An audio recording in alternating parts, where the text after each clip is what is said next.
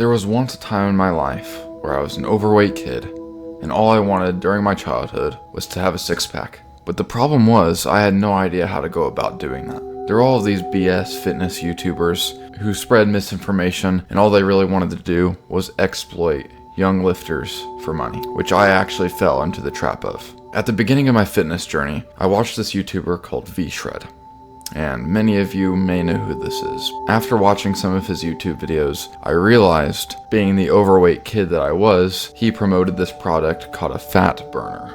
It was basically a pill you took that would magically melt the fat off of your body, quote, V-Shred. So I bought it, not knowing that I was being scammed. Not only was he a promoter of a fat burning supplement, but he also made a video that implied that he was going to eat pizza for dinner, and that was the healthier option, which is dangerous advice for a beginner lifter to listen to. And in this video, I'm going to walk you through exactly what you need to know in order to execute the perfect diet for cutting down body fat, a no BS guide. And what's extra special about this guide is that you'll even be able to build a little bit of muscle, or at least maintain your muscle, while cutting down body fat while using this guide. And once you gain my trust, there's a no BS full bodybuilding guide in the first link down below in the description. And it goes far into depth about training, some of the best exercises you can be doing, some of the best weekly splits, you name it, it's got it. Now, on to the video. So first I'm going to break down some important points, which involves the perfect diet for cutting.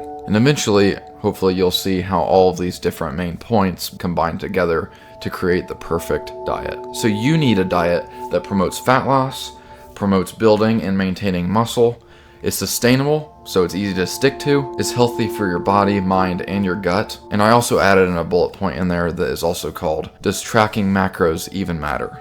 We'll get into that in a little bit. So let's start by discussing fat loss and exactly how that works and how you're going to do it. So basically what you're going to need is you're going to need to be in a calorie deficit. And more specifically, you need to be in about a 300 calorie deficit. And this is basically where you burn 300 more calories than you eat. And how do you figure that out? First of all, you're going to need to find out how many calories you burn per day. And this is called your maintenance calories. And you can basically find out your maintenance calories by going online, and there's calculators on there where you basically just put in your information and they calculate your maintenance calories. So yeah, you need to be in a 300 calorie deficit, which means burning 300 more calories than you eat. And this is actually more of a range of about 100 to 500 calories, but I just suggest being right in the middle at 300. If you're in any less than a 100 calorie deficit, then you're going to be cutting down body fat at such a slow pace that it'll be hardly noticeable. And if you're in more than a 500 calorie deficit, and even in extreme cases, in a very high calorie deficit, you can begin to actually lose muscle mass, which we definitely don't want.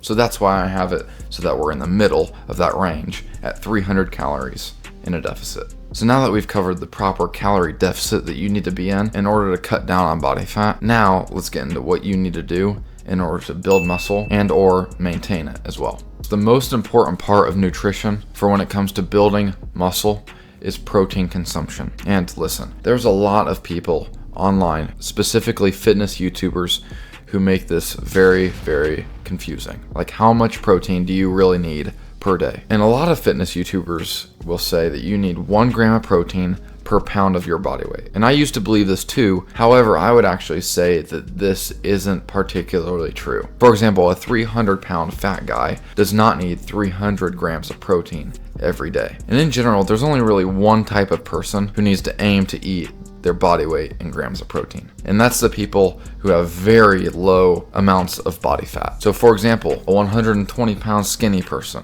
should probably aim to eat about 120 grams of protein every day because he has low amounts of body fat. On the other end of the spectrum, a 200-pound shredded jacked guy should probably aim to eat about 200 grams of protein every single day. However, there's people in the middle who aren't shredded, who aren't skinny.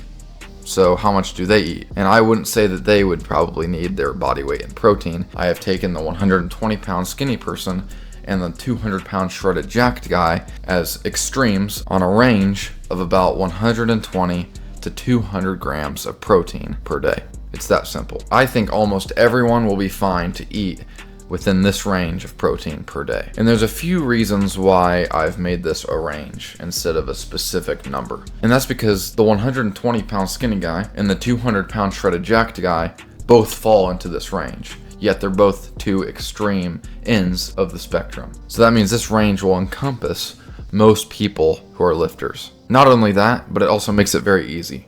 So there's no confusion. Just aim for 120 to 200 grams of protein per day. Very simple, straightforward. It's also very sustainable. There's going to be some days that you're not going to be able to eat upwards of 200 grams. So you might only get closer to 120. So it allows it to be sustainable, which we'll get more into the sustainability of this diet a little bit later on. Basically saying it's a lot easier to eat within a range rather than a specific number. That's why I've kind of eliminated that brain rot 1 gram per pound of body weight. And also, a lot of protein can sometimes be pricey for a lot of people too. So that kind of eliminates that factor as well, allowing for a lower end of protein, at least in the beginning of your journey. So now that we've discussed the amount of calories and the amount of protein that you need, let's start to discuss the importance of having a healthy diet and also a sustainable diet, and exactly what that means. So we're going to combine the 2 points of having a healthy diet and a sustainable diet. And the reason that I'm combining those two things is because the reasons for each of those bullet points are very similar. So in order for a diet to be both sustainable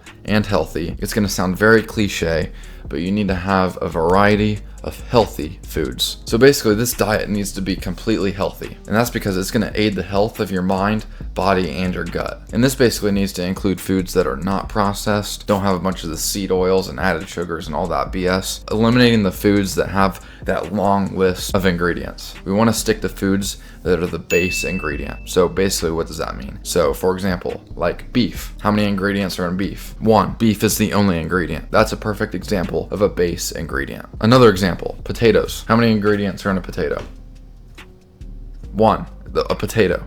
So yeah, you want to stick to a diet that has these types of foods, base ingredients, because these foods are going to be the healthiest choice for your body, mind, and your gut. Eating these foods are also going to eliminate the cravings that a lot of like the normal fast food eating people have all the time. People always talk about having cravings. Well, if you stick to a diet that's full of healthy foods, like base ingredient foods, you're not going to have nearly as many cravings as normal people who eat their normal junk BS will have. So along with food being healthy, you also need to have a wide variety of food, which, along with being healthy, is also going to aid the health of your body, mind, and your gut. The next bullet point is sustainability. So meaning that this diet is easy to stick to. And how we're going to do that is having a variety of choices for your foods. Make a giant list of all of these base ingredients that we just talked about. From that giant list, create a bunch of meal ideas. And I think you'll be very surprised at how many different meal ideas you can come up with and just how much variety you can make just with healthy base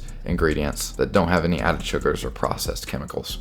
Some examples of some of this food is raspberries and yogurt. Both of those things are base ingredients. Or beef and potatoes. Or chicken and rice. Or salmon and asparagus. Those are some meal ideas I just came up with on the top of my head. And you can make these meals taste very good too, while still having those base ingredients and still being very healthy for your body, mind, and your gut. So now onto the final bullet point, which is macros. So now that you've considered your calorie goal for the day, and then your protein goal for the day, which is that 120 to 200 grams of protein range that we talked about, you need to put some of your calories towards that protein, and then just fill up the rest of your calories with moderate amounts of carbs and fats. It's as simple as that. There's no need to make it complicated like a lot of fitness YouTubers do. You know, you gotta have 1.5 grams of carbs per pound of body weight or 25% of fats per total. Like, stick to a number of calories that you need per day. 120 to 200 grams of protein. Devote the amount of calories you need to that protein and fill up the rest of your calories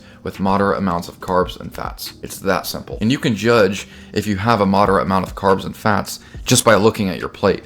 So you don't even need to really count your carbs and fats. You can look at a plate from all those meals that we talked about before, from the variety of healthy foods. Pick some foods from there and look at your plate and say, okay, do I have a moderate amount of carbs and fats? If yes, great. Now, all you have to do is count your calories and count your protein. That's all you really need to count. If you follow that, you'll be just fine. Let's go ahead and recap what we learned today. So first of all, eat in about a 300 calorie deficit. Next, eat within 120 to 200 grams of protein. Next, make sure that you have a wide variety of healthy base ingredient foods, which will make your body, mind, and gut healthy. And then, eating in this wide variety will give you a lot of healthy foods to choose from, which makes this diet a lot more sustainable and easier to stick to. Lastly, don't overcomplicate counting macros. You really just need to count calories and protein, and then just have a moderate amount of carbs and fats after that. If you do all of this, I promise you, you will be able to cut fat, build and maintain your muscle mass, and you still will have the freedom to eat a wide variety of foods that you like. And it didn't cost you a penny. Now, go crush those goals, and most importantly, take care.